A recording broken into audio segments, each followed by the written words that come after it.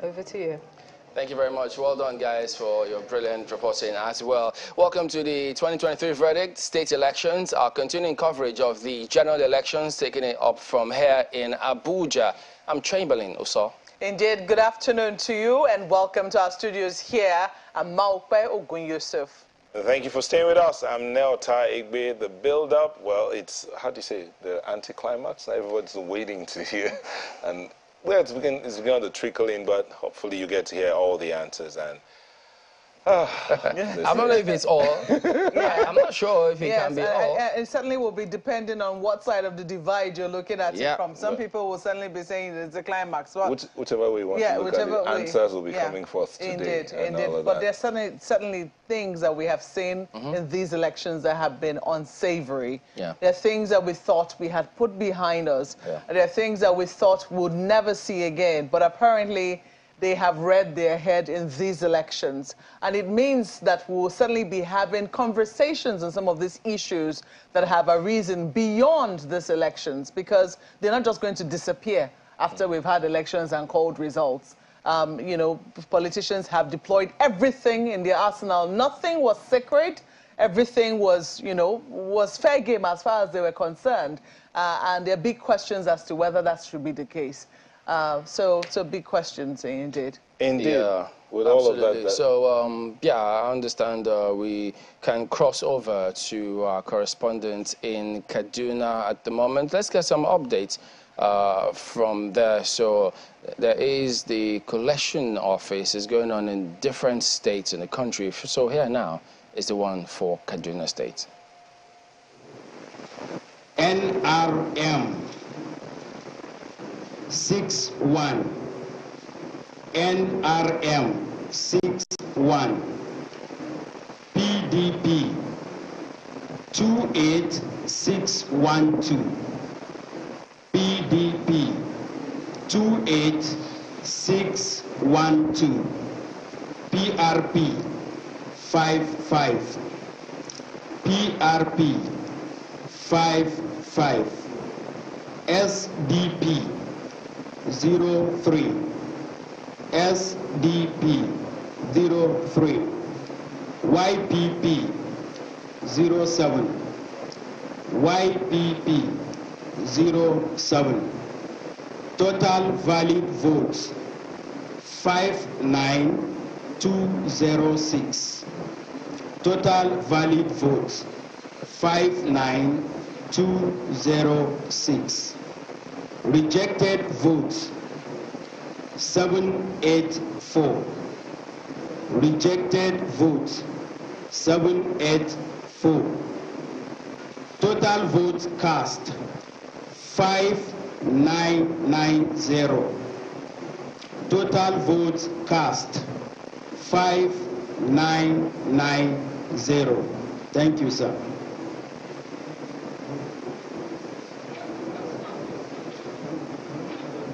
Nine nine zero 5990.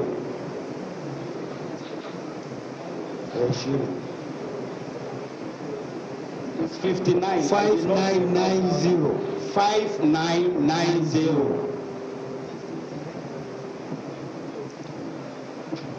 Any incidents? Yes, sir. We have incidences that have to do with 16 polling units.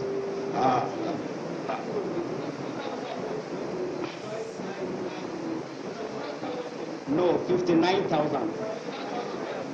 59990. No, I did not miss, sir. Yes. Thank you. Go ahead, please. Yes, sir. Incidences affects 8 of the RS, comprising of 16 polling units. Most of them have to do with violence, overvoting, and one VBAS wasn't working at all. Did you feel the necessary from EC40G1? Yes, sir, it's here. From EC40H? No, sir. Thank you. All right.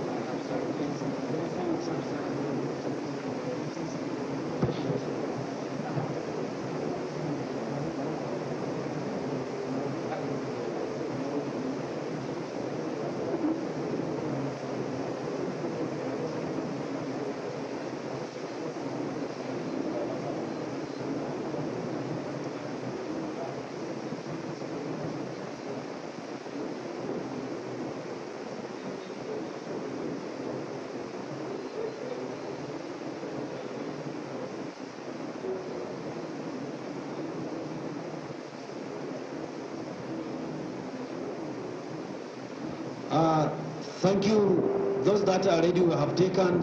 The other one are putting all their papers. We take a break and we'll convene at 5 o'clock. That's the problem of starting when you don't have much people. And we've been waiting for long. We said better to start than to be waiting. So now we break and we resume at 5 o'clock, God willing. Thank you, and may God be with us.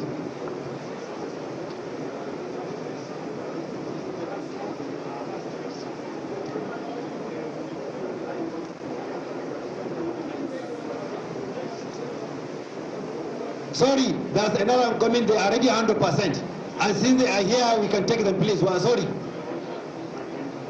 Let's reduce our work. They are ready, please. Bear with us. This is Jama local government.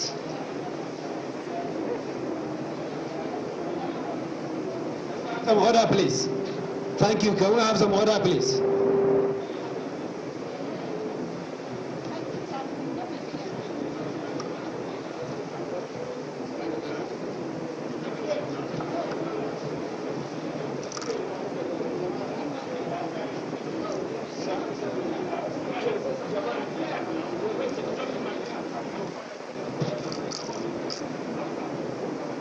Sorry, they are not ready. They are not ready. They are not ready, Prof. You are not ready. Yes, they have to go and clear there, so that we don't. They have to do the house clearing before we start. So the 5 o'clock resumption stands.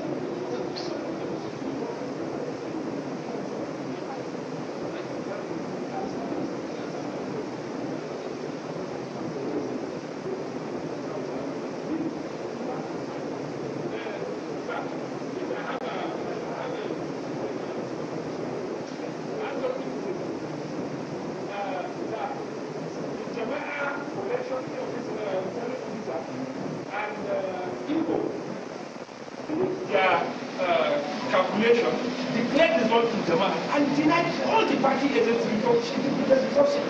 They have to leave from there to here. Up to now, they have not given. Why are they holding? When we come to that, we discuss, please. No, Thank you. They are here, sir. And my calculation. They are not here before me now.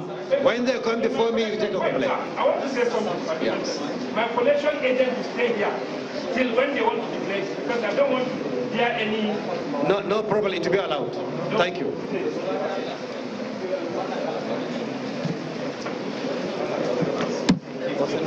Thank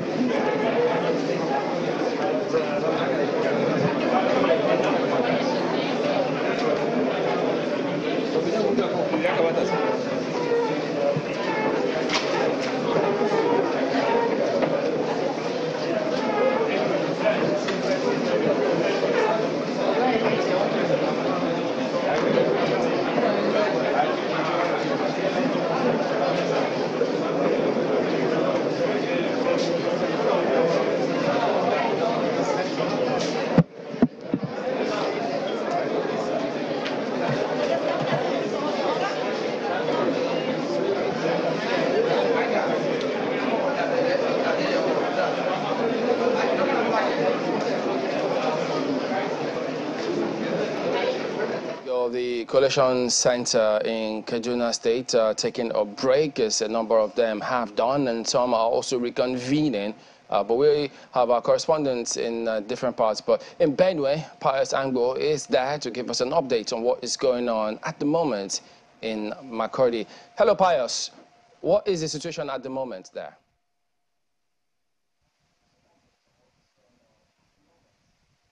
Thank you, Chamberlain, and welcome to the State Coalition Center for the governorship election in Benue State. Makurdi here. 11 states have so far been collated. Only 11 local governments so far have been collated out of the 23 local governments. Recall that elections, governorship election, and the 2 state house assembly elections in Kwande local government have been postponed yesterday because of printing error of the ballot papers. So we'll be dealing with 22 out of the 23 local governments. Now at the State Coalition Center here, 11 local governments have so far been collated. PDP had won 3 local governments out of the 11. APC have won 8 out of the 11. Collation will resume by 4 p.m. because as I'm here, some local governments have walked in. And so by 4, we are hoping that we'll reconvene to complete the other 11 other local governments in the state. But as it stays, things are calm. Security at the state headquarters here is top-notch, and people are beginning to return to their collation center gradually. What can you tell us about the general conduct of the elections? What are the party agents, the electorates? What's the impression of how the election went overall? The general conduct of the election is that it was peaceful, except for a few cases here and there. I was in Otuko local government to monitor elections from rural to urban polling centers. And there just was one incident where pockets of vote buying were taking place. And the way they were doing it was that you'd approach the voter before they come to the polling area, take down their names. Their agent will stand when they are voting. If they voted where they think the logo of their party is either up or down, they will give a nod, and then the person gets whatever is due them. But somehow those techniques were trapped by the security, and the other parties who felt the voting were not in their favor came in, and voting temporarily stopped at one polling unit called Alan, and they resolved that and proceeded with the voting. At the end of the day, results were declared. No issue beyond that was what didn't happen. But the party agents were all on top of their game. Everybody putting an eye on the ball because of what had happened, they perceived had happened in the presidential election. All right. Thank you very much indeed, Pius, giving us his report about the situation on ground in Makurdi. Well, here in the studios, we've got Kabir Adamu here with us, CEO of Beacon Consulting. Good to see you, and thank you for coming on today. My pleasure. You know, we had to ask about security with him because, I mean, looking through different states, you see scenarios and reports, and you just wonder, are these things actually happening in this election? So, but you've looked at certain scenarios yourself. What's your impression of what you saw? Yeah, so it was quite outstanding, the outcome of the... Okay, hold on. I think we've crossed over to Ibadan.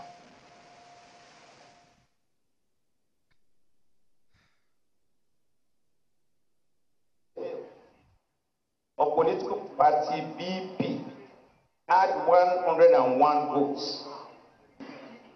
Candidate number 11, Akinwale Taufik Tayo, male, of LP, had 1,500 votes. Candidate number 12, Okuola Olukayode Joshua, male, of NNPP, had 964 votes. Candidate number 13, Adeboyega Raymond, male, of NRM, had 1,709 votes. Candidate number 14, Makinde Oluseyi Abiodun, male, PDP, had 563,756 votes. Candidate number 15, Lana Michael, male, of SDP, had 2,834 votes. Candidate number 16, Uba Aduragbemi, female, of YPP, had 493 votes.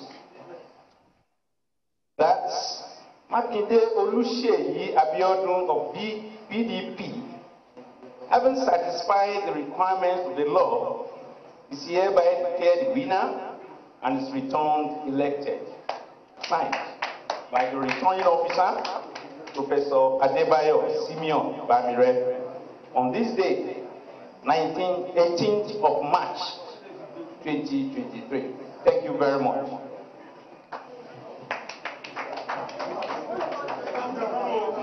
On this note, the party agent should therefore step forward for the signing of the result.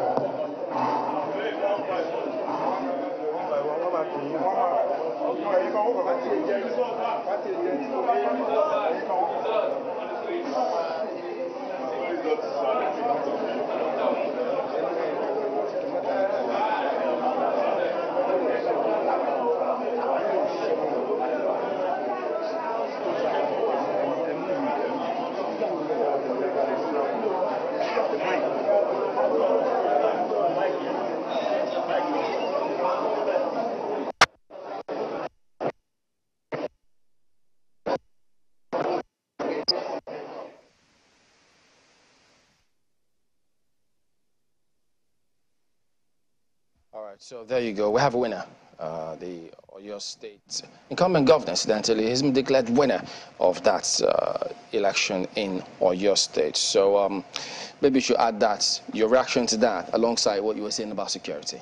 Yeah, one of the interesting things that we've monitored today is the process around the collation centers.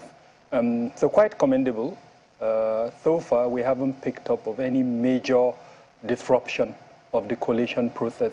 There were one or two incidents in Kano, if I remember well, in Dambata local government, where there was an attempt to disrupt the collation process, but the security forces quickly mobilized and prevented that from happening, and the process continued. So to that extent, I would say the role of the security agencies in this aspect of the election, this phase of the election, so far is quite good. Because you remember in the past, we've had instances when even after the election, during the collation process, you would see disruption of that process. And thirdly, it would have an impact in the outcome of the elections. In one instance, it led to a rerun of the elections in one of the states. So it's quite significant that we remember the election, quote unquote, is not over until the collation process is over and then the results are announced. Now, having said that, what we monitored yesterday, we reduced into certain teams, and I'll quickly mention them. Number one is attack on election observers and the media. Sadly, one of your crew members was a near victim of that, and a sister station too had their staff attacked, observers too. At the end of our count yesterday, about 5 both national and international observer missions, organizations had their staff either molested or prevented from doing their job. In one instance, they announced that the person in question was missing, and up until the last contact we had with them, that person was not identified as she actually where she was. And I think that happened in somewhere in the southeast. I can't immediately remember. So that's team number one. Team number two is the disruption of the voting process as a result of the deployment of talks, political talks. We saw that in Kano, in Lagos, in Rivers State, in Bayelsa, and several other parts of the country, where sadly, the ability of the security arrangement to prevent that from happening was not exactly successful. In most of the instances, they were able to disrupt the process. In some of the instances, they carried away the election materials, including the Beaver's machine. And one of the things that was a little bit surprising to us, we're aware that INEC has been able to install tracking devices in virtually all its assets. Announced if you've got tracking devices and there is some form of correlation between INEC and the security agencies, I mean, it's not rocket science that you be able to identify where that device is and hopefully, arrest whoever is behind that. I was going to say some of these politicians need to be ashamed of themselves, but remember, these guys have no shame anyway, so that's how they're going. Yeah, but I mean, to speak about that, we need to, as a people, call them out. Oh yeah, absolutely. Absolutely. So one of the things that worries me is our acceptance. Before the elections, when we were doing ironic consultancy, and part of what we do is to release reports on different issues. So when we collated certain incidents... Okay, pardon me. We have to get back to Ibadan, the collation center. So let's take a look. It's still going on.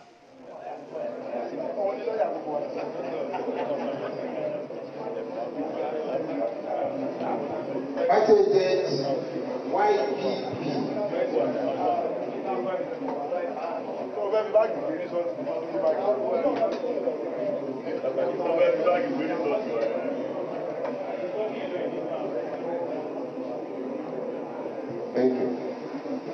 So on this note, all the party agents should wait a bit for the collection of the photocopies of the results. Thank you. Thank you very much. Now, having signed the declaration form, it's important for me to give details of the total valid votes, rejected votes, and the total votes cast. The total valid votes, 874,672. 874,672. Rejected votes, 14,920. 14920. Total votes cast, 889,592. 889,592. Those are for the records. Thank you very much. Thank you very much.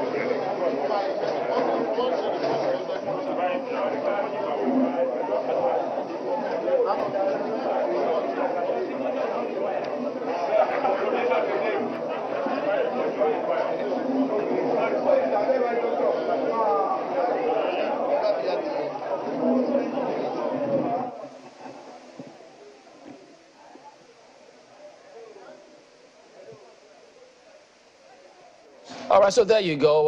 Seyi Makinde has been declared winner of the Oyo State governorship elections, and that's where you see some party agents signing the dotted line. Yes, indeed, the papers. So, yeah, that's about. We'll expect a lot more of the results to be declared across the states. But we've since been joined by Dr. Chris Kwaja, who is election results analysis dashboard analyst. Thank you for coming on. So look at that. You can see Seyi Makinde polling 563,756 to his APC 256,685. So for quite a margin there. Yeah. Quite a margin. So, and Oyo was meant to be one of the battlegrounds. When you look at what has happened with the G5 governors, the fact that Governor Seyi Makinde was one of those who was the G5 governors, and how the other G5 governors fared. Governor Ogwanye in Enugu State for a senatorial bid, Governor Okeze Ikpeazu of Abia State, and also Governor Samuel Otom of Benue State, the fact that they lost their bid for senatorial seat. There were huge questions as to what was going to happen in Oyo State. But look, this is what we're now saying. This is what INEC has declared. Doesn't look like there were any objections to it right there at the collation center. And all the agents were made to sign that particular result sheet. They all signed. It didn't look like we heard any objections. And this is how wide the margin is. Are you surprised by what you've seen, Doctor? To a large extent, I'm not surprised by what I saw, what I'm seeing right now. First, the margin. You can see the wide margin, and it tells a story. And for us to understand that story, we need to also take 2 steps backward to look at where Makinde is coming from. First, he himself, the first term was some of this reflected almost what we are seeing today. And I think while he was part of the G5 governors fighting the leadership of the party, he was always home, connecting with the people.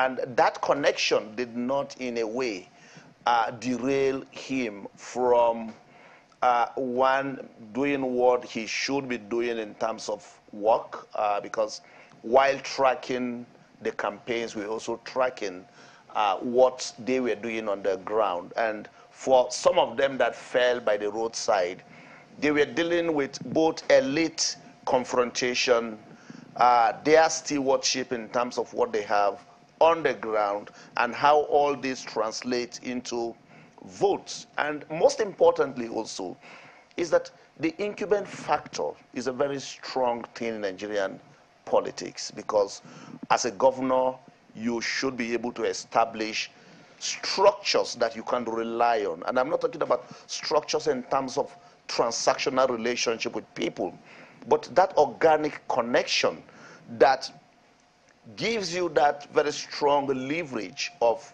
contact when you need them the most, as we see in Oyo. And the question will be, if Otom was to be seeking a second term, will he be losing?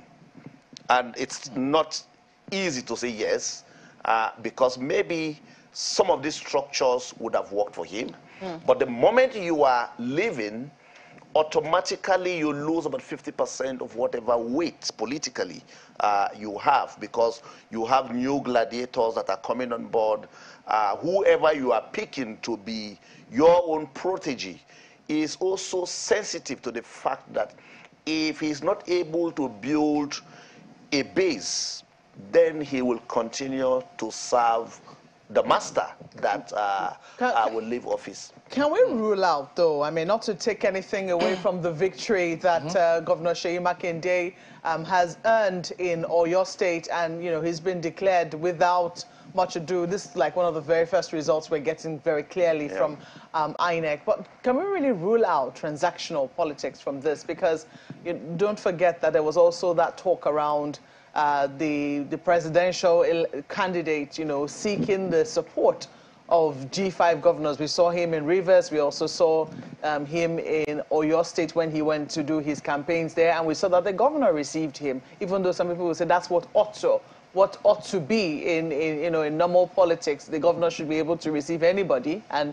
ensure a fair playing field for campaigns. But can we completely rule it out, given what we've seen? African politics, which Nigerian politics is part of, when you study African politics, transaction is a dominant feature of that elite relationship. And it takes place at two levels, either monetary, in terms of how people purchase leverage, and this purchase of leverage can come at a huge cost, where you hear individuals being linked to certain monetary transfers that have taken place either through cash or bank transfers. The second kind of transaction is through promises of appointments.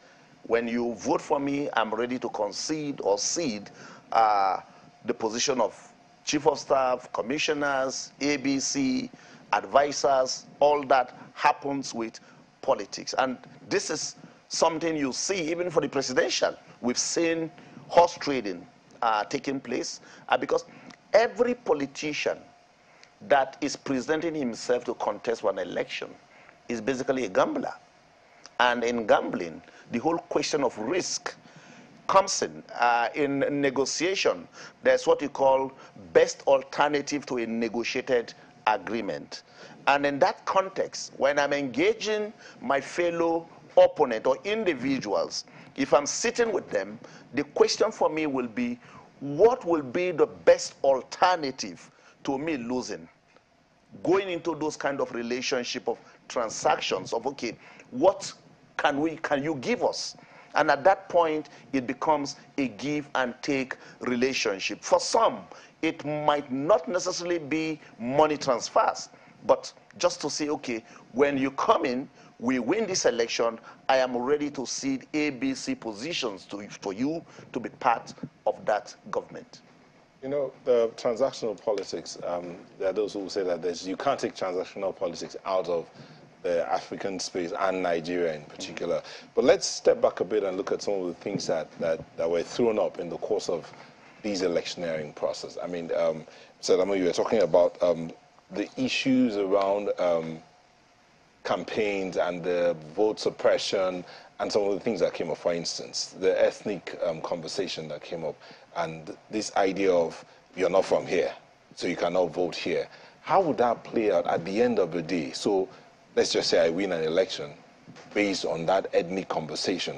And how would that play out in the course of serving the state? Would I have to throw out every other person that's not? How do we even cure that situation?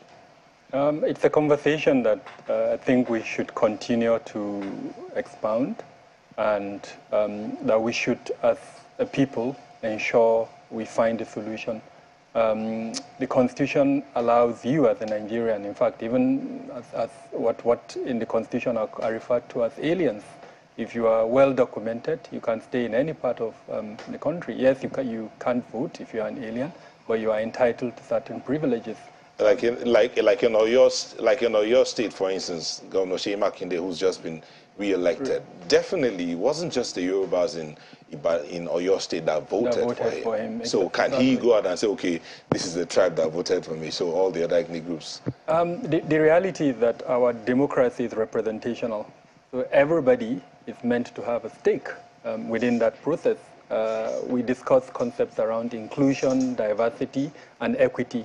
And I think one of the hopes that I have, aspirations as a Nigerian, is to see that expressed in our leadership style, where even if for whatever reason you emerge out of certain circumstances, you embrace that concept of inclusion, diversity, and equity, so that every Nigerian who is living within the space, I mean, starting from the president down to the local government chairman, recognizes that he is a leader over everybody that is within that political space. And if you drive your leadership based on these three principles, then you would have provided a listening ear, and of course, you would have met the aspirations and needs of everybody within that community. Sadly, I'm not hearing enough of that conversation. It's something that as a people, in certain instances, I mean, part of what I saw yesterday that really shook me to the bone marrow is how an entire community would allow the kind of things that we saw happen.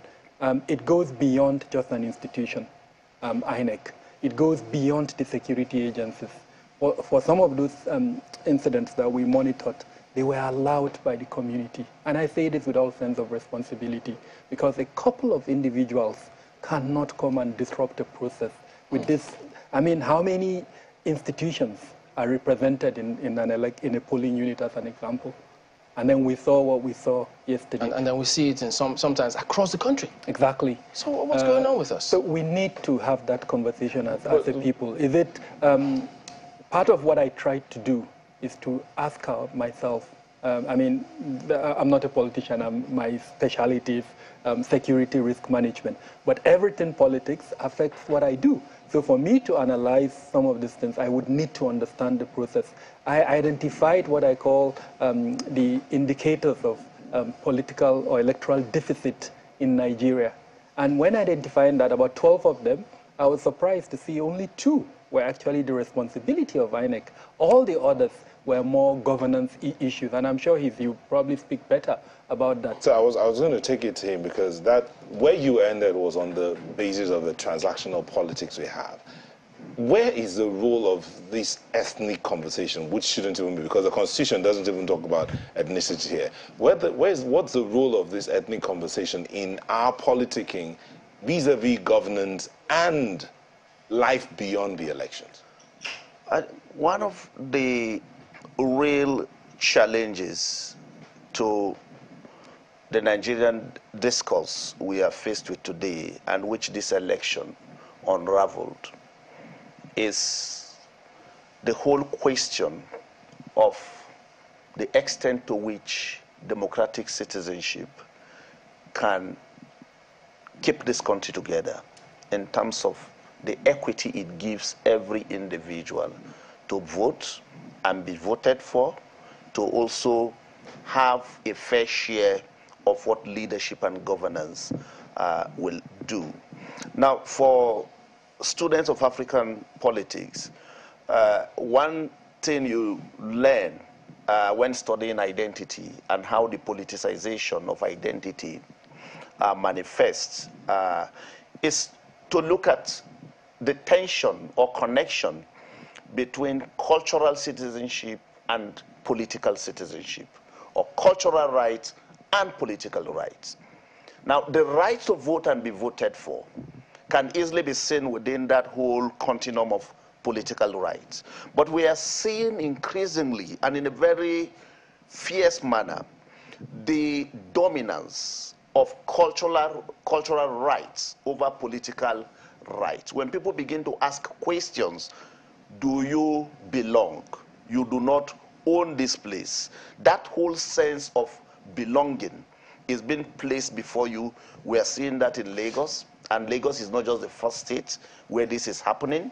All we see in Lagos is a product or the consequences of our inability to resolve many of the lingering problems of our own diversity. But Dr. Kwaja, pardon me to jump in here. Do you think this is coming up because of the kinds of people we allow to lead us, to get into those leadership positions? Because, I mean, several years ago in the same country, we know that there were people who were in different regions who governed other regions, and it wasn't an issue in this country. I grew up in the barracks, the military barracks. And my position is that the military represent the most Nigerian of what you think of as Nigeria. Then or now? Even now, and I'm coming to that. Okay. When you go to a typical army barrack today, you will find a Fulani woman married to an Igbo man in the barracks. You'll find an Igbo woman married to a Jukun man. They have children. In that barrack, everybody live together. They live together, they play, they grow up, and even as adults, they still connect. Now, that is what a typical Nigerian society should be. Unfortunately, we are losing that so fast because of leadership. Because the way citizens behave typifies the body language or respond to the body language of the kind of leadership that you have. And leadership in this context can be seen right from the local government, the state, and the federal. And I think, for me, the focus now going forward is that we have an election. The presidential election, we have the gubernatorial elections going on right now across the states.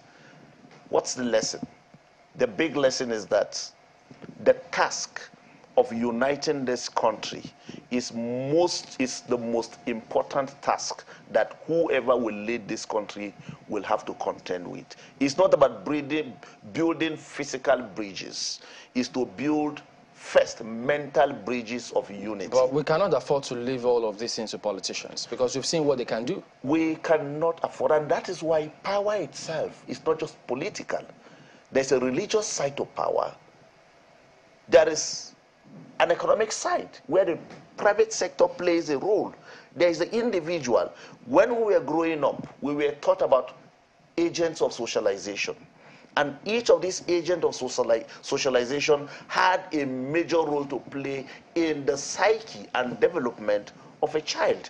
The family, religious institutions, the schools, and up to the political institutions we are talking about. So beyond the politicians, we need to get each of these layers to play its role, but they all rest on the political leadership, because that is where we take our cue from. Well, I think we can as well at this point just remind our viewers that collation in Lagos is to reconvene at 5 p.m. They've gone on break right now. I think they were announcing the results for about 7 to 9. I think 9 local governments at the last Same count. for Kaduna. Kaduna too also went on break. They will be reconvening at 5 p.m. So you do not want to miss the 5 o'clock belt. You know, hopefully those collation officers will be back. And then collation in Benue, we understand, is to reconvene at 4 p.m. So we'll certainly be keeping tabs on Benue for you. We understand 8 local governments have been declared already. As you can see on the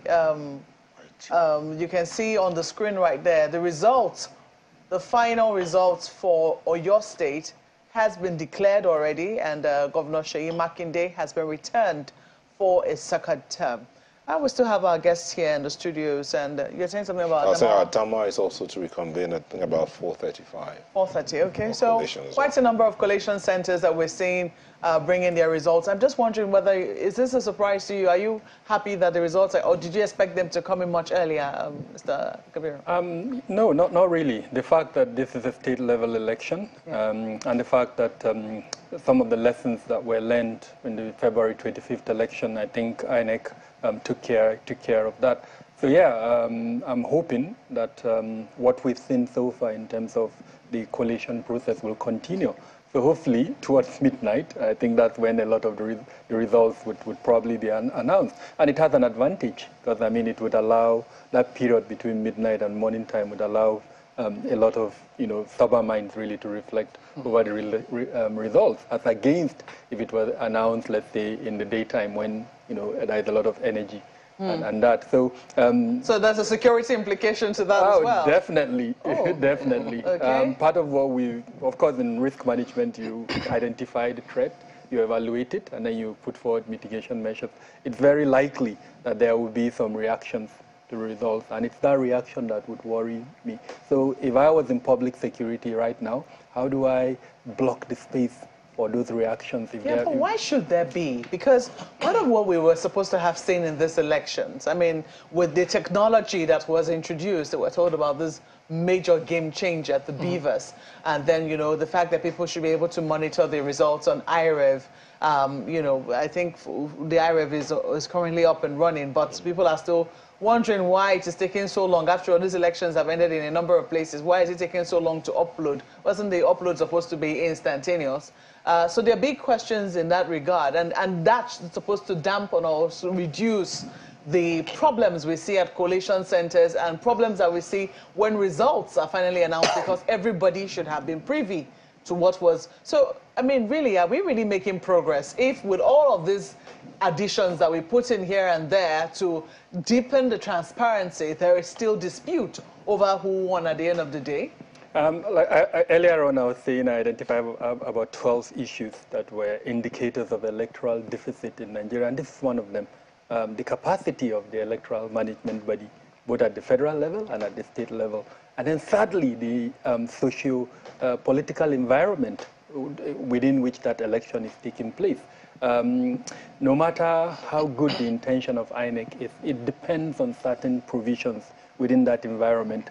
IREV, as an example, relies on quote-unquote internet infrastructure. We were told, even though it's questionable, of the number of cyber attacks that were targeted at the infrastructure during the period of elections that could have impaired their ability.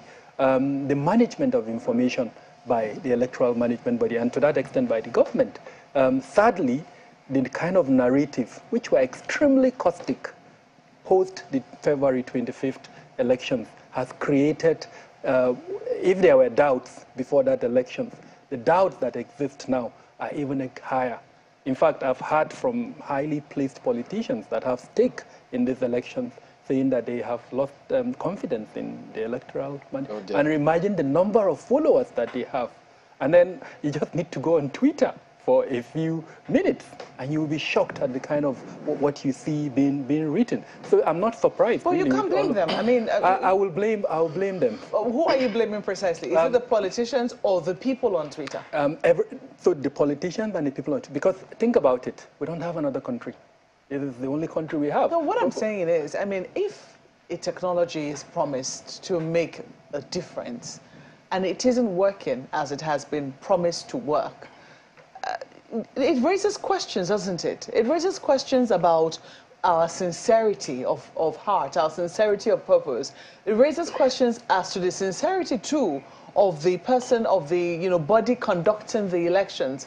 The big questions as to what exactly is transpiring. I don't know what states you're referring to, or what the politicians. I agree that the electoral management body should have been more transparent with the challenge it had. Clearly, there was a challenge. We don't know what it was, and I think till date, the electoral management body has not come out to tell us this is what prevented the live uploading of the results. I don't know if Dr. Kwaja is aware, but I haven't had, and believe me, I've got sources.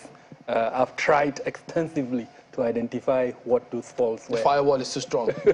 Well, hopefully that it's a firewall. My worry is if there are other reasons beyond whatever. Beyond the firewall. Beyond the firewall. Oh, but the point I'm trying to make is there were alternative sources for the verification of the results.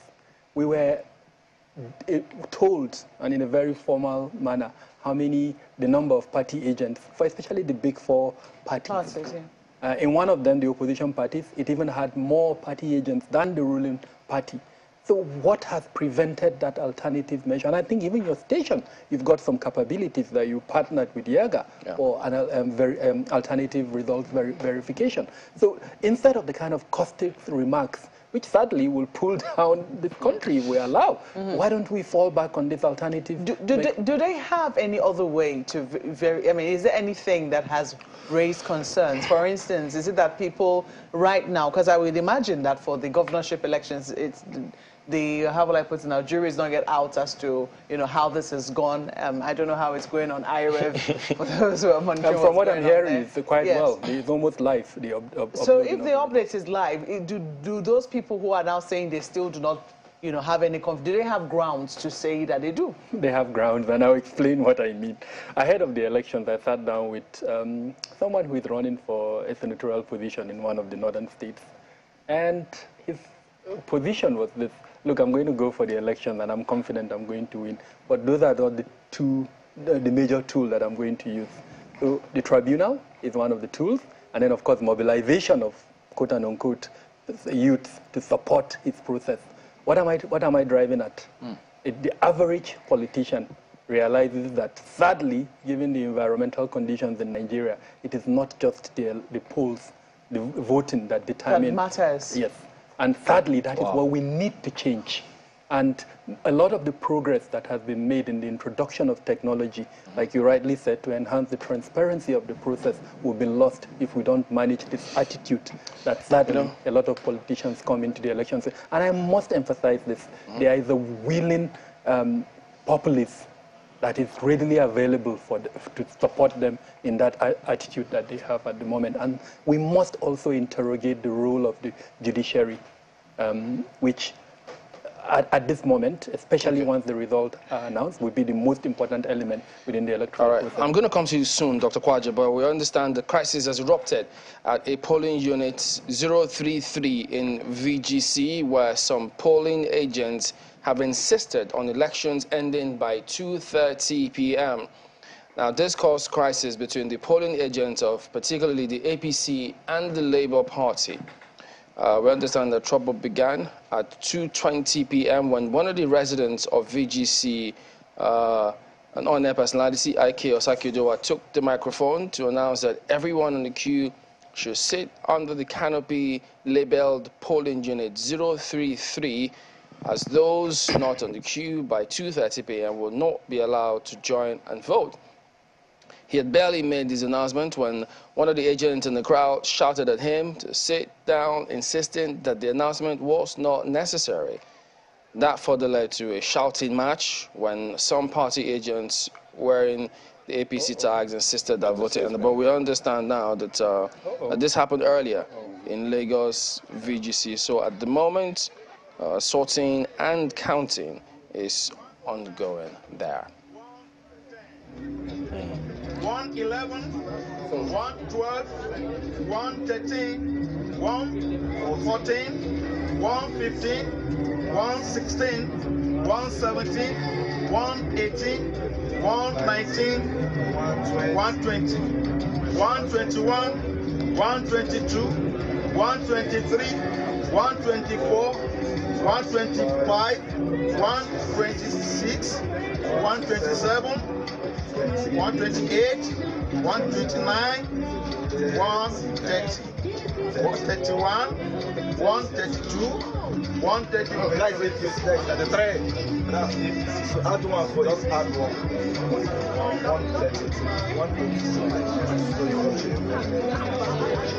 133,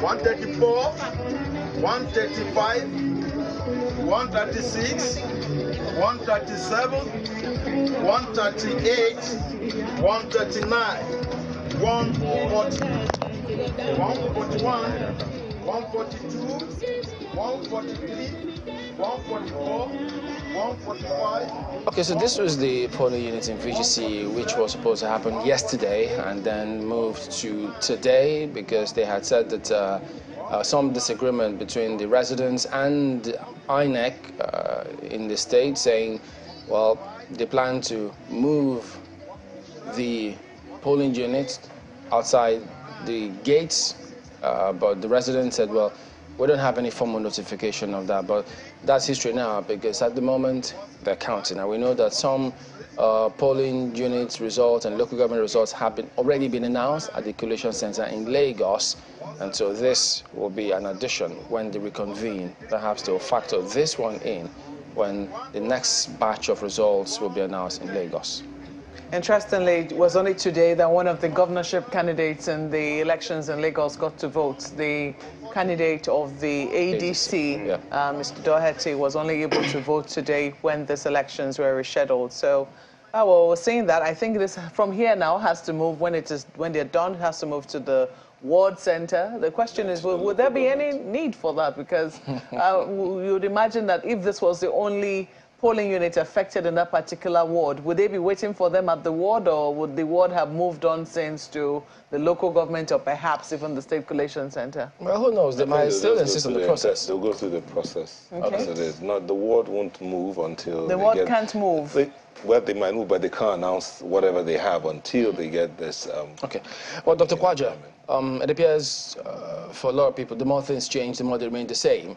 After introducing all that technology, which got a lot of people to come out there and then go ahead and vote, this was what they saw. And then it took us a number of election cycles to get this amount of young people interested in the elections. And now we have this on our hands. So how do you see us getting over this to the extent that, because if you compare people who turned out to vote for the presidential and this, there's a difference.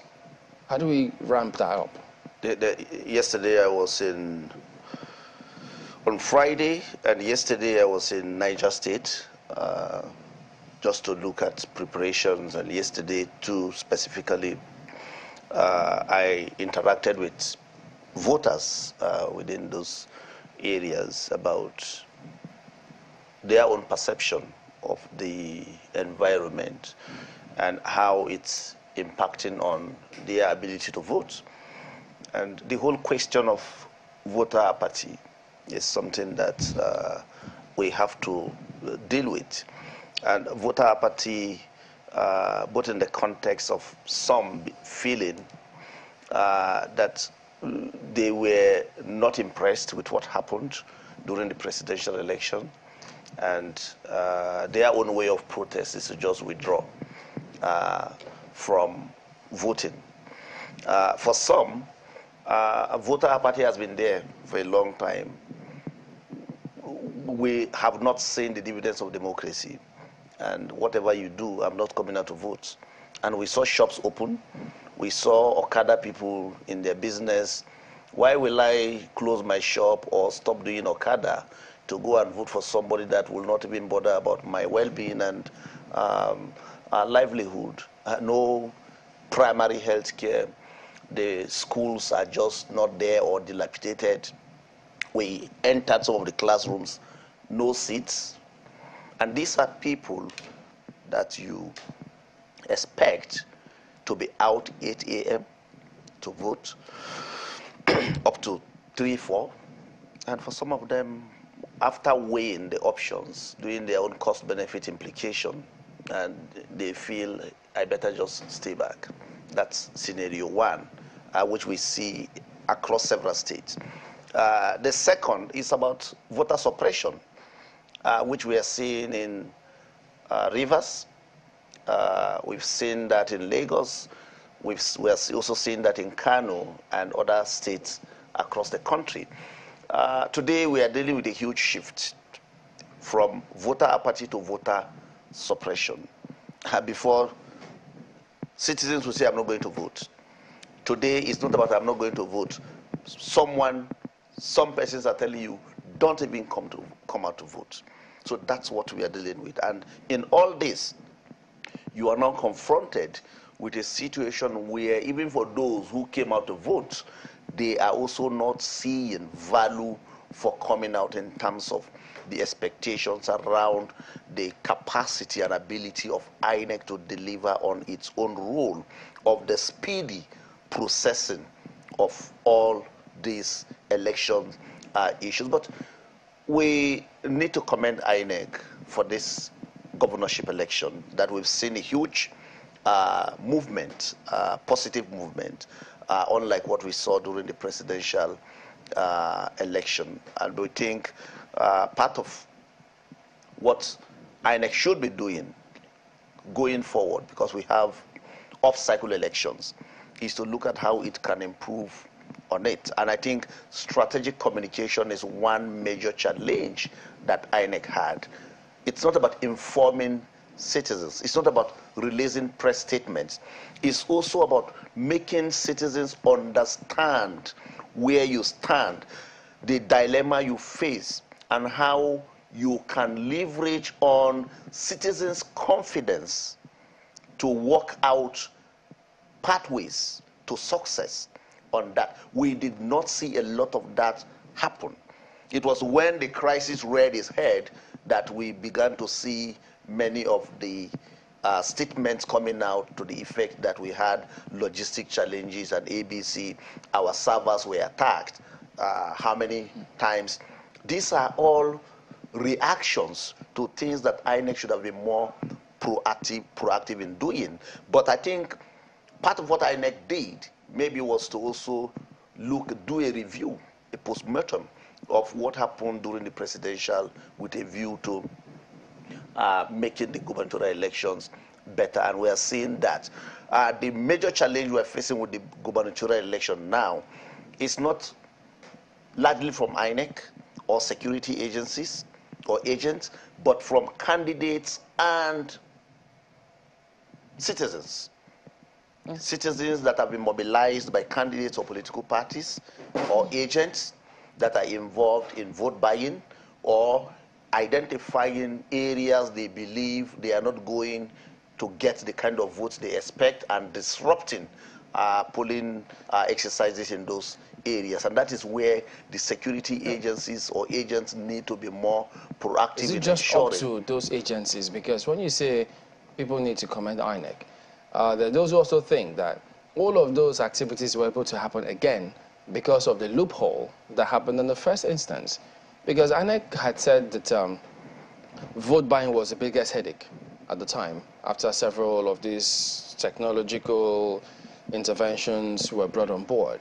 But today, we had results in different parts of the country, EFCC also weighing in, about how several people were physically apprehended for vote buying. And so to what extent can we then commend INEC in this regard if this is still happening? I'm not giving INEC 100%. I'm saying we've seen progressively some successes in terms of, one, the logistics. By noon on Friday, many of the ad hoc staff have moved to the areas where they will conduct the elections. We've seen the IRF functional, working. And you know, part of the delay with the IRF that you might find is that beyond just posting results on the IRF, which we saw yesterday, you also need to go to the collation center where the result will be announced. And beyond the IRF, you need to compute all these results before you make a formal announcement, just like we saw with Oyo. What would you guys advise, gentlemen? Because one of the reasons why they brought in that technology is to ensure transparency, to ensure we simplify the process take it away from politicians and their thugs who they always want to use to manipulate the system. Today we still see, we saw a lot of those things, either by way of preventing people to vote or they're burning ballot papers and materials. And I think the Electoral Act stipulates if certain places are cancelled, no, if there's violence, it's cancelled. So you don't come back the next day, because it's different when you say if they don't arrive early, electoral officials, you can come back the next day to vote. So they seem to be taking advantage of this, politicians and their thugs, they could look at an area that is not my stronghold, then they just go do something that then no voting happens there again. So what then do we do? What next step or next set of reforms or amendments do we need to take to ensure that you can bypass all of this and ensure that the results are a lot more transparent, to get them out there to the public as fast as possible, reducing the bureaucracy involved? Okay, if I may shoot my shot. The entire process relies on the cyber space. And I'm a little bit concerned that we're not discussing the relevance of the agencies that drive that cyberspace in Nigeria. The announcement regarding attacks on the election, they did not come from INEC. Yeah. It came from the Minister of Digital, I think, Economy, Pantami. 12-point-something million, he says? Yeah, and I know there are issues, questions around the credibility of that or not. But the important thing is that we've seen the relevance of that department of government within the electoral space. As at today, that department of government is, quote and unquote, not playing any formal security role. We have an interagency consultative committee on election security, and it shocks me, at least it shocks me, I don't know about others, that none of those departments, I think about 3 of them, are members of that committee. We talk about disinformation, misinformation, and propaganda. Everybody that comments on elections, starting from the cycle, the 2023 election cycle, recognizes the role, the negative role that these 3 things played, disinformation, misinformation, and propaganda. But no one has thought of how do we manage it? Why don't we bring these agencies into this ad hoc committee to play that role? And in discussing this, intelligence, I think, is absolutely important. You talked about vote buying. Yeah. I don't think it's the role of INEC to prevent vote buying. No, to the extent that they had said, we will position the ballot papers and the boxes in the manner with which, when you vote, secrecy of the... Yeah, they don't need to see what you've done. And then, because what INEC did, EFCC, they were standing at a distance. The people who they apprehended, they look and see where you vote, then they take your account number, transfer the money. So they can still see that. So INEC has said we will intervene at that point. To the extent that I can speak about this in a public fora, I talked about the role of the community earlier on. The cubicle that is provided to provide that level of secrecy. In some of the videos I didn't see those cubicles being used. So there is a question there. I have a lot of questions regarding some of what happened. Was the collusion one that was general? Because if it's general, and then there's a decision by the people that we can't use that cubicle because we would like to see what you voted. I mean, we had the #1 person in the country displaying his ballot box for a reason. Ballot paper. For a reason. Well, ballot paper, sorry. For a reason. But he folded it for the governorship elections.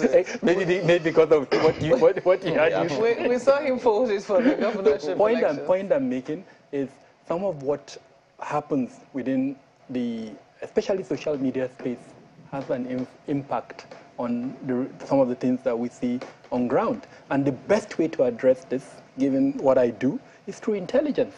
We cannot have a challenge, and frankly, we have certain agencies of government that we release huge sums of money to, and they are not solving that challenge. A lot of these discussions have digital footprints, a lot of them. Either digital footprints from the point of view of the transactions, or digital footprints from the point of view of the kind of conversations that lead to them. If we expand our intelligence collection capabilities, and again, I'm mindful this is a public forum, if we expand it to a point where we're able to collect intelligence that will be relevant for some of these rules, then I think the deterrent element within our law enforcement process will be strengthened. You know, you mentioned the role of community, and indeed, the question which you raised is very valid. And I asked, you know, I'd asked just amongst my colleagues yesterday when there were pictures, people showing, people preventing people from voting. And I said, are you telling me that in those communities, there are no people, you know, respectable people within those communities that people look up to that can say, no, this is unacceptable. You can't have, even from amongst the people that we're allowed to vote, in quote, that can say, no, you can't do this here. Are you saying that there was nobody? So there are questions as to values and how much, you know, whether we really do now have a community in the sense of it, or do we now have people who just say, no, just do your thing and look away, or, you know, that's what the politicians do, as long as it doesn't affect. There are big questions as to how that individualism is now beginning to affect our sense of community. As long as myself and my family are fine, you know, that's not my business. I think the point about individualism is something that you can discuss maybe in Abuja. But outside Abuja, and even in Abuja, just within the center of Abuja, Nigeria and Nigerians are still community people. The success of criminality, or the lack of it, is hinged on communities. When they agree, it happens. When they unite and resist, it doesn't happen. They know all the criminals. When people come out to rig elections, to buy votes, these individuals are sent to those communities first because of their understanding of the communities. For the potential riggers or the politicians, they also do their vulnerability mapping. How vulnerable is a community? Who can we send there? What is the capacity of that community to resist our own firepower? And how do we deal with that? So once they do that, they already have a sense of the kind of individuals they will send to those communities. And they rely on persons from these communities to give them ideas on how to beat the intelligence or security of that community. And we've seen that with Boko Haram. The success of Boko Haram started with what? Communities accepting members of Boko Haram because they were looking for soft targets. We are seeing it with armed bandits in communities, where before these communities were overpowered, first, the bandits also did their vulnerability assessment or mapping, and they knew the extent to which they can take on these communities or just go there and nothing will happen. In the southeast is the same situation. The success of the unknown gunmen or IPOB in those communities was a function of the acceptance of what these individuals were doing under what they call under the platform. Use the word acceptance. We should qualify that word acceptance. We need to go to disqualified. So we need to ask ourselves too: can we afford to still leave these things in the hands of politicians? Looking at all what is happening, how they take advantage of our fault lines. We'll talk a little more about that and more when we return. Join us again.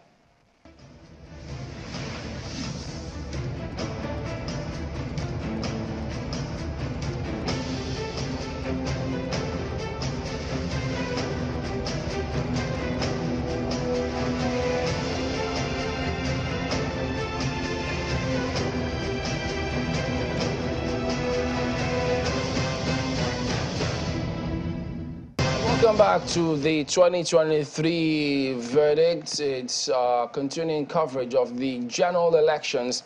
The states and the House of Assembly elections has happened in several states, 28 of them. But earlier, we did tell you that Oyo State has seen a winner. Seyi Makinde, the incumbent governor, retains his seat. He's not calling for any removal vans. His just second was the APC in that state. We've talked about the dynamics that played out.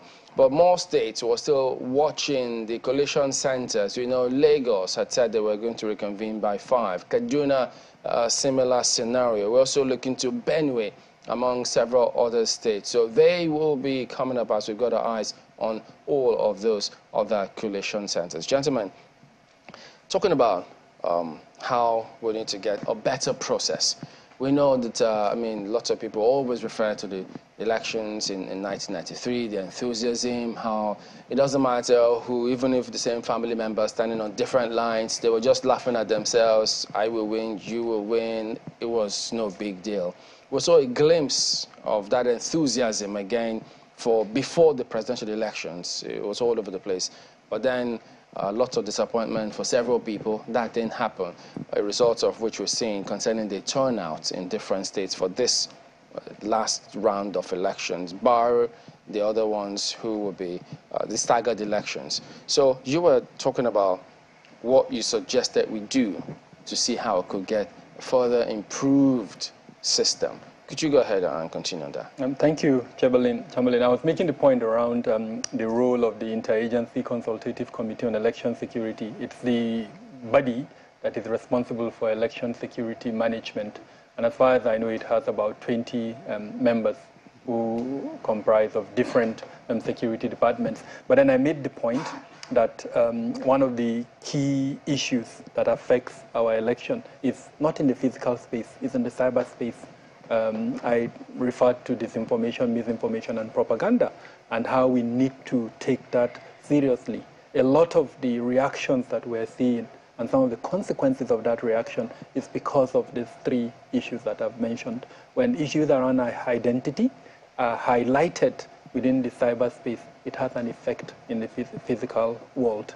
When influencers in particular were told by a reputable media organization who did an investigation that influencers were paid $45,000 US to highlight misinformation and disinformation, as well as propaganda. And we actually saw it in reality. Then based on what I do, there is adequate information to suggest that international players who have the capacity to influence the outcome of elections had their interest in Nigeria and may have been engaged by some of the political players that we have today. So that means there is a serious threat to our elections within the cyberspace, and that we need to take that seriously. Sadly, as far as the composition of excess stood before the 2023 elections, that wasn't done. So the point I'm making is just like we expanded the membership of excess to accommodate the threat of vote buying, we also need to expand this membership to accommodate the threat of cybersecurity, as it were. I am a little bit lost on how we're going to do that, because I'm aware that there is a lot of unhealthy, not rivalry anyway, competition between the security departments and the current organizations that handle cybersecurity within the country. Each of the security departments have some capacity, as it were, level of capacity in cybersecurity, and they are reluctant to allow these government ministries, as it were, to either have a stake or participate in what they are doing. So the solution is required, and I think part of what needs to be done is a discussion at the level of the national security strategy. So that means either the Office of the National Security Advisor or perhaps the presidency would need to look at this gap and come up with a solution. Discussions have been mooted around the need to create a separate agency that would have responsibility for cyber security, distinct from the Ministry of Digital Economy, or NIDA, as an example, that has that responsibility now. And for obvious reasons, the leadership of that ministry and organizations perhaps have some political leanings or lineage, and due to the relevance and importance of this role, then maybe you need someone who is apolitical, who is a professional. I'm not saying, for instance, that the minister... there are those who would argue that would be duplicating functions again, because we do have the police that have their own cybersecurity unit. The EFCC has a cybersecurity unit. The DSS has a cybersecurity unit. The NIA has its own cybersecurity. So you want another commission to handle cybersecurity around the country. But staying with the issue of cybersecurity and our elections, I mean, seeing that we're going towards that side of it, I mean, we're going electronic, so to speak. I mean, how be it partially in this case, which is just transmission. There are those who are arguing that one of the reasons why INEC couldn't have gone that far is because the internet penetration, I mean, there should have been a dedicated bandwidth for INEC so that these results are transmitted and that is monitored independent of any other thing, independent of what's happening in the banks and even in the domestic area. What do you think would that have made a difference in this? Not just a dedicated bandwidth, but more modern solutions that would, there is a concept for it, but it just escaped me now. Encrypted facilities? No. Anyway, there's a concept. The point is that the capacity should have been one that would have taken into consideration the number and the volume of the kind of data that would be uploaded at that time. And experts would tell you that there are solutions for that. And thirdly, again, we're just speculating here. Because they don't not tell us what exactly happened. What the challenge was. Do you think they ever will? Well, we have the opportunity, and you have to. It's not INEC's pocket money. And apart from that, you guys have the power. If you keep this within public space, they will speak. They have to speak to Nigerians. Dr. Kwata, you're laughing. Why do you laugh at that? I think, first, there are two very important areas to look at as we think through pathways to improving our elections. First, from the perspective of cyber security, I think the national security strategy is very clear on cyber threats. It's also very clear on how the Nigerian government should be able to mobilize all elements of national power to respond to cyber threats.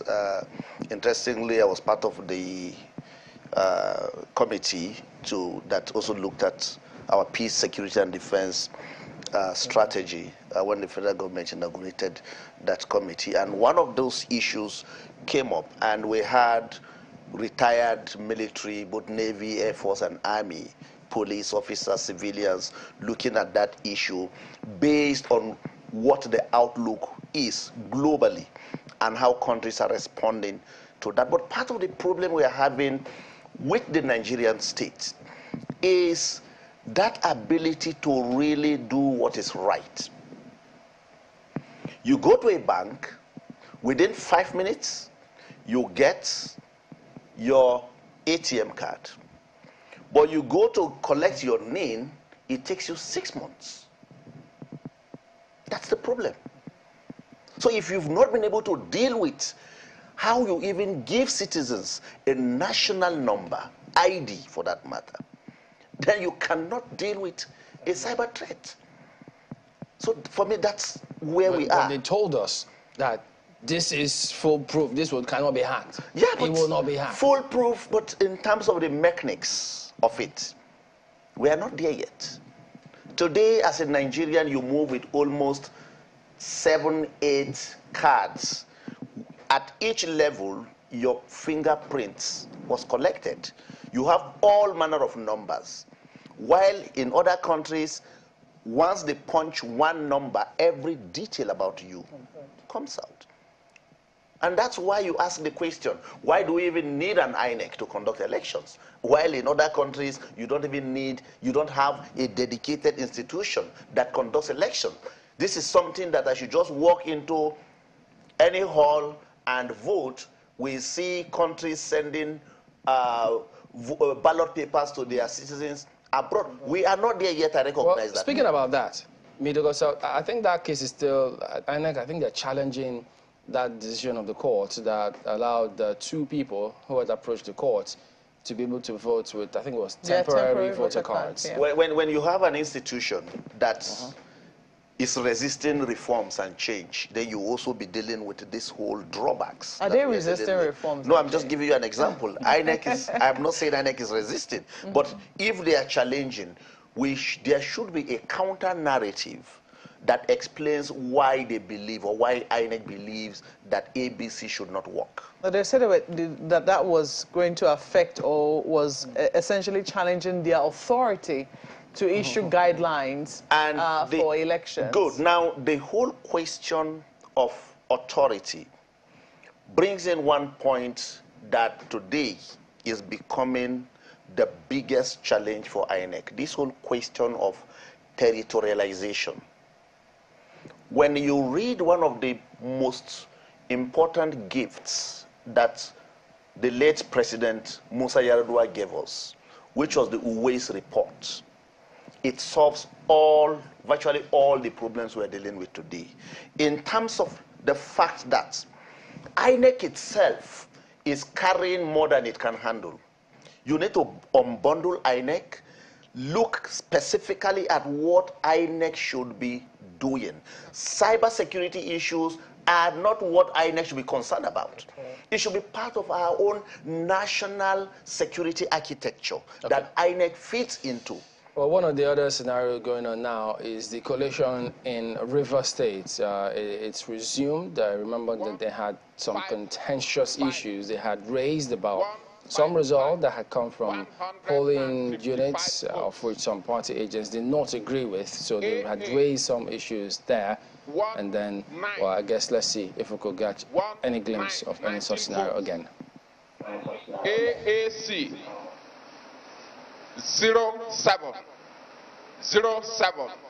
7 votes. ADC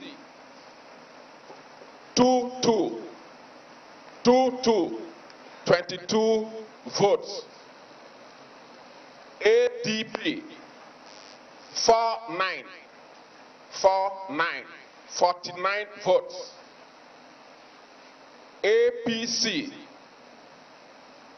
2650 2650 2,650 votes. ABGA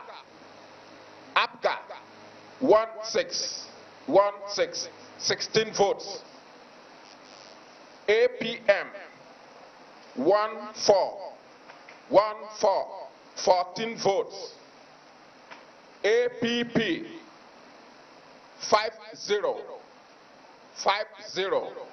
50 votes. BP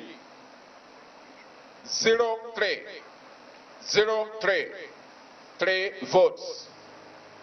LP 219 219 votes. NNPP 08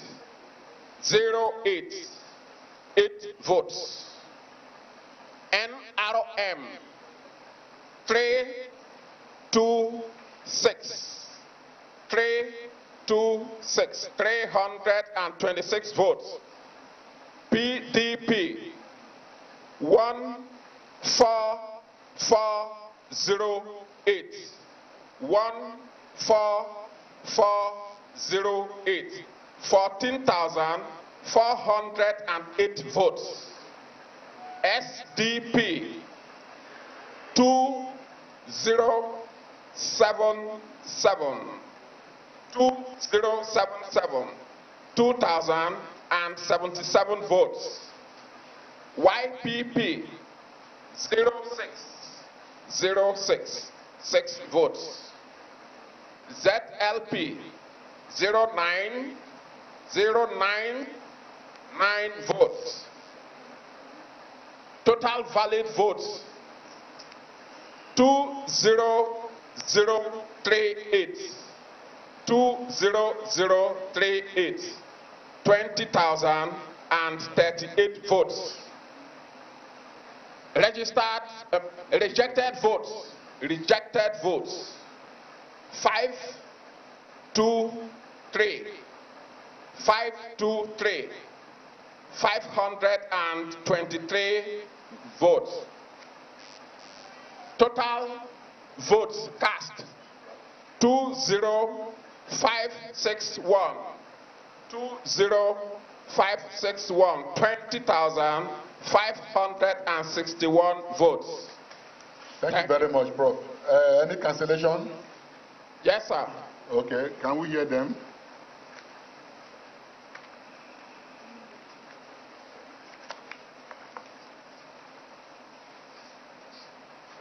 Two polling units had cancellation. What was the reason? Overvoting and snatching off one result booklet. The result booklet we could not get. Have you entered into the form ECG 40? Yes, sir. Okay. And then you have all the information there, the total number of voters in those two units. Yes, sir. And the permanent voters card collected and all that. Yes, sir. Okay. Ahoda 3. ROA code 03. Number of PUs affected 1. Number of registered voters 409. 409. Total number of PVCs collected 400 PVCs collected. Thank you very much. Then, Thank you. Second one, ACO 3. Okay. RA code 13. Number of polling units 1. Number of registered voters 670. 670. Total number of PVCs collected 670. 670 PVCs collected. Thank you, sir. Thank you very much. Thank you.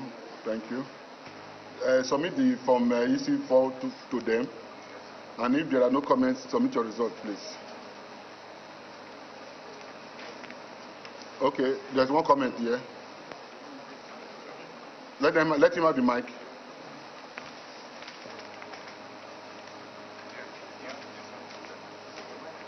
Mr. Reg, returning officer, I have a lot to say about the result that has been so declared, that this result does not reflect what transpired yesterday in Ahoda East. The candidate of SDP, Honorable Magnus Onukube, was pulled out of the collation center alongside our LJ coalition agents. Are you talking of his agent or himself? Himself and the LJ coalition agent. Is he from Ahoda? Yes, Ahoda. Was he there himself? Not Magnus Abe. Okay. Magnus Onukube. Okay. That's the name of our House of Assembly candidate. Okay. Thank you. He was seriously harassed and sent out of the collation center on the order of the Deputy Speaker of the State House of Assembly. The entire results was hijacked. The polling units, world results was hijacked. As we speak, the EO is here. He cannot say any of this collation was done at the world level. There was no collation in any of the world. Everything was done at the local government headquarters. And as such, we cannot say here to say that what is declaring reflect what transpired in Ahoda. Where I choose not to say, to read out some of the intelligence we have so that we don't harm those who are about to rape and reap from where they did not sow. The point to prepare for defense. We are keeping our facts now. I will not say anything further than this again. Thank you. So that we prepare well for the next phase of this contest. Thank you. And if I want to be your legal advisor, I will also tell you that please get real documentation. Thank you. So you can submit your result, please. There is one more. Okay. Yes. Okay. Go ahead. Good afternoon. I am Honorable Leke Eugene. I want to add to what he said. I got information from my agent that they were not allowed access to the Ahoda East collation center. So therefore, if they are not allowed, I cannot accept the outcome of a result that my agents were denied access. Thank you very much. Thank you. Thank you. So, Prof, let me have your result sheet.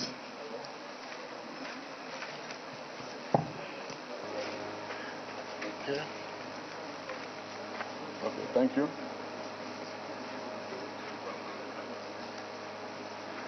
Thank you very much. You may step down from that seat while we invite Omoma local government area to come on board. While we invite Omoma local government area to come on board. Omoma.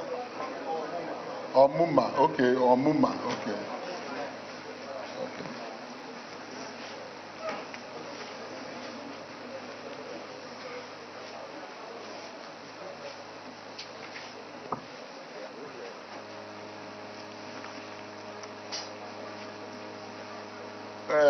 You introduce yourself, and thereafter give it to the collation officer to also introduce himself. Good afternoon. My name is Ikeju, the lecturer officer of my local government. Good afternoon. My name is Ikeju, the lecturer officer of my local government. Is it the mic Hello. or what? Can you hear me? All right. My name is Dr. Davis I. Chris. I'm the local government collation officer for Omoma. Okay, go ahead and let's hear the outcome of the election that took place in your LGA. A total number of registered votes. We had 65289 number of registered voters. Take it again. 65289 number of registered voters. Okay. We have number of accreditation voters were 12058. 12058. That's 12,058. For Party A, we have a total number of 72. 72. AA, we have 09. AA 09. Party AAC 03. Party AAC 03. Party ADC 29. Party ADC 29. 29. Party ADP 18. Party ADP 18. Party APC 2127. Party APC 2127. Party APGA 10. Party APGA 10. Party APM 03. Party APM 03. Party APP 10. Party APP 10. Party BP 01. Party BP 01. Party LP 52. Party LP 52. Party NNPP. Party NNPP 02. Party NNPP 02. Party NRM 10. Party NRM 10. Party PDP 8760. Party PDP 8760. Party SDP 804. Party SDP 804. Party YPP 08. Party YPP 08. Party ZLP 07.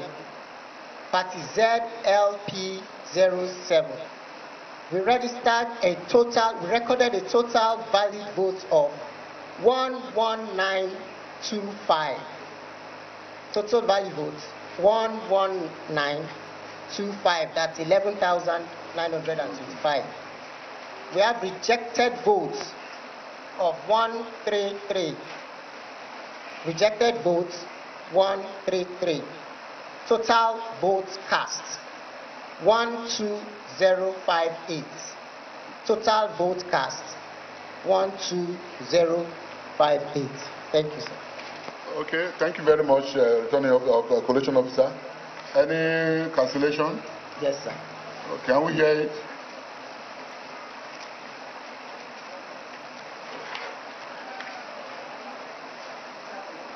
Should I give it total? Yeah. How many units? Yes, sir. We had 5 units.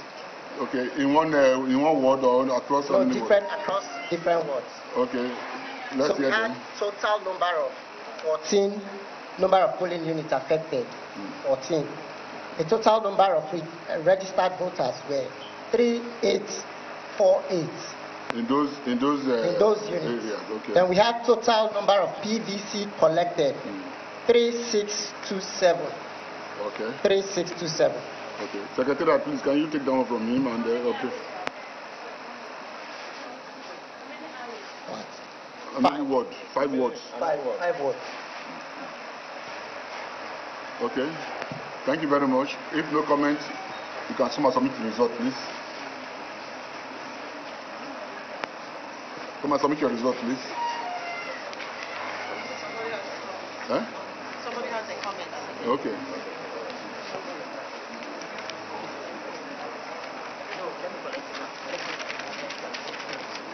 Where's the original? Go ahead, my brother. All right, good evening, sir. Yeah. My name is Echendu Davido, Action Democratic Party, ADP. ADP? Action Democratic Party, okay. ADP. I just want to reiterate the fact that what happened in Bonny, is it Bonny or this Omoma, right, is the same thing that happened in the previous one. Okay. There are cancellations of 5 ROAs, yet the total votes are tallying. Did you get what I'm saying? Yes. So if we have over 3,000 something votes, how come we are tallying the same figure? Thank you very much. You may want to go and do your mathematics again, please. Okay, thank you. Thank you. Sign this.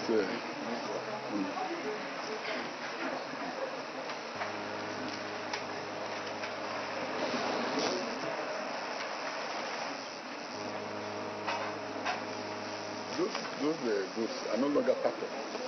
Those votes you're talking about are no longer part of it. Thank you very much, Prof. Doc, you can go. Thank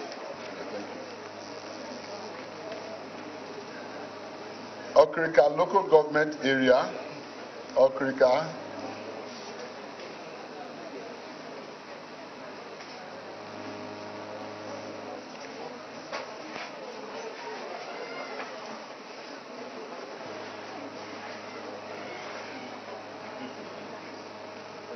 The EO, please take your seat.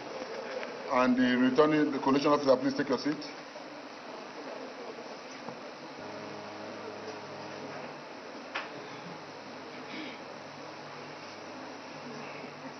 Okay, take the mic and introduce yourself.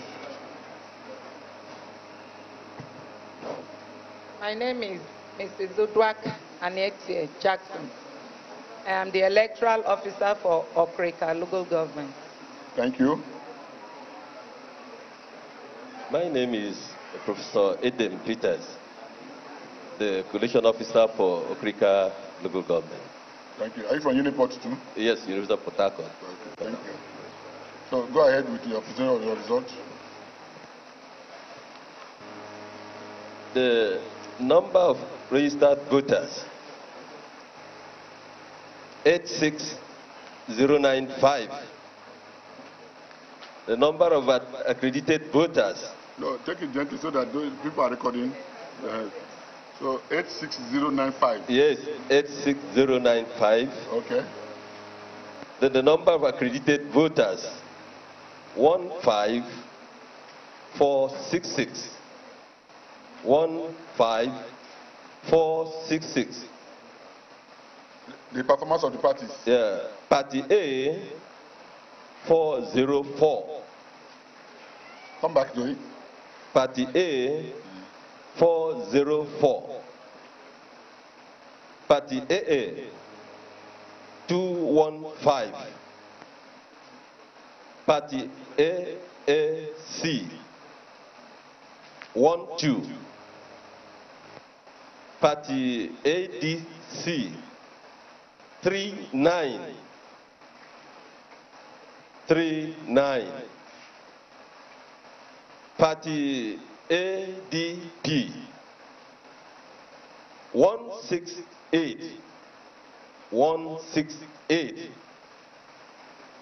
Party APC, 2719. 2719. Then party APGA, APGA, 7. Party APM, 29. Party APP, 12. Party BP, 9. 09. Party LP, 231. 231. Party NNPP, 13. 13. Party NRM, 34. 34. Party PDP, 10342. 10342.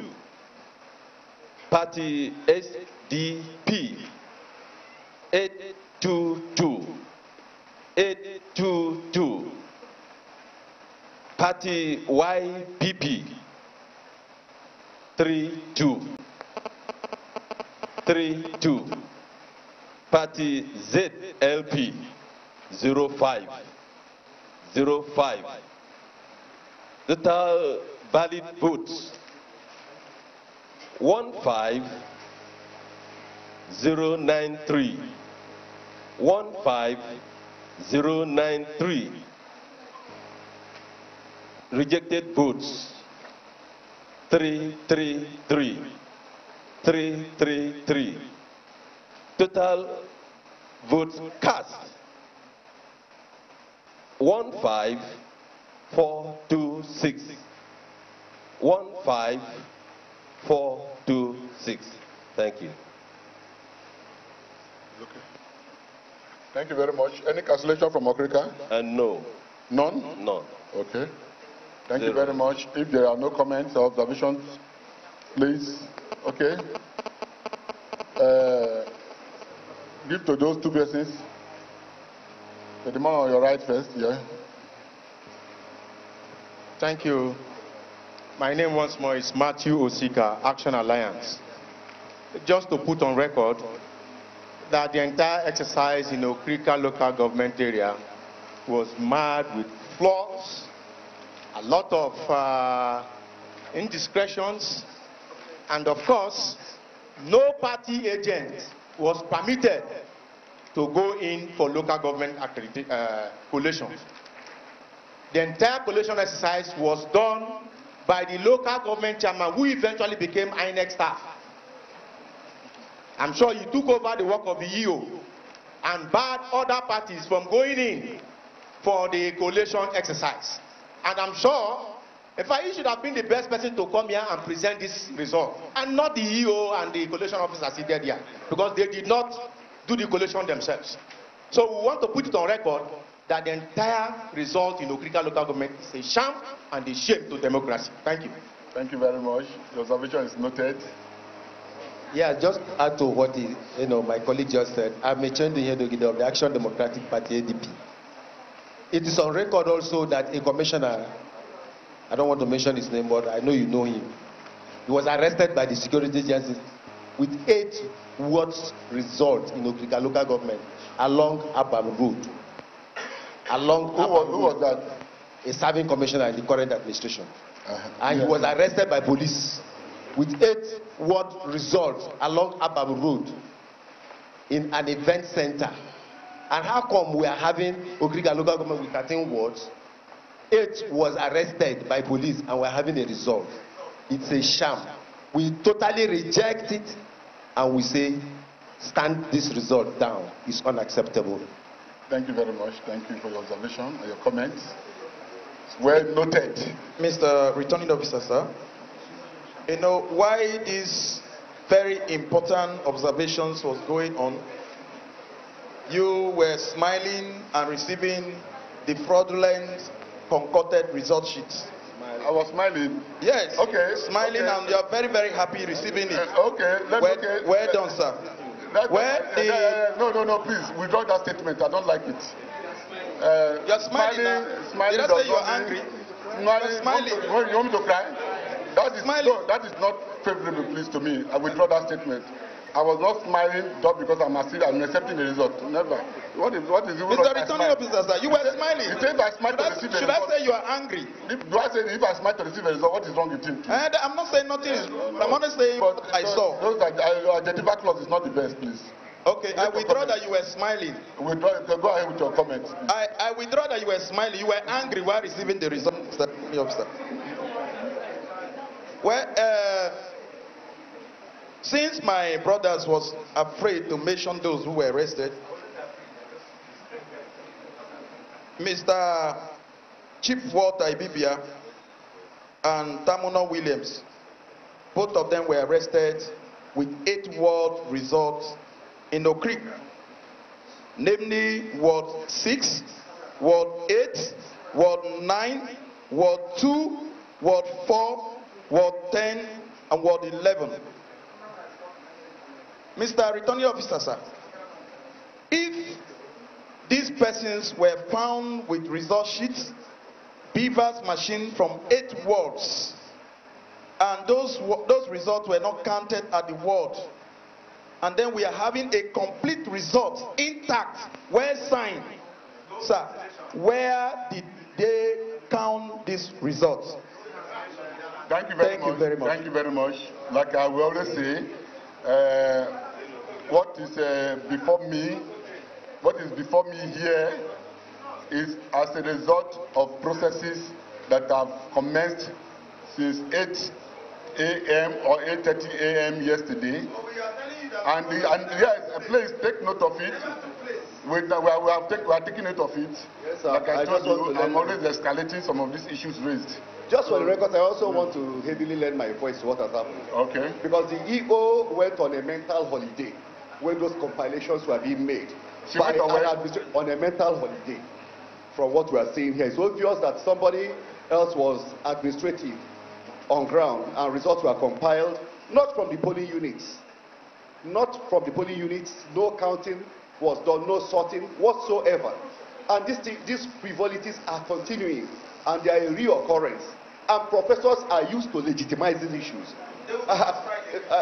And you know, let me tell you humorously, I attended University of Port Harcourt and I feel sad.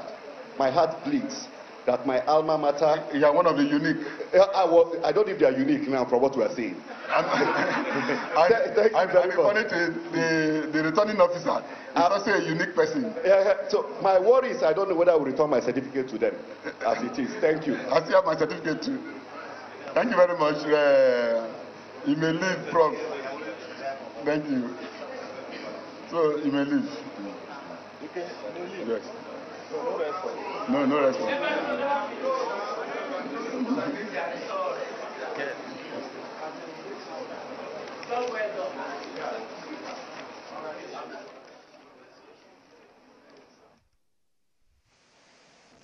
All right, there you go. Some developments coming through from the Rivers Coalition Center, back and forth between some agents and INEC officials, but we'll bring you a lot more of that one. But in the meantime, I have to thank both our guests here, Dr. Chris Kwaja, as well as Kabiru Adamu. Gentlemen, I want to thank you both for coming on today. Always a pleasure to have both of you on. Thank you for having us. And on our part, we'll be saying, we'll be taking a bow at this point in time, but the 2023 verdict continues.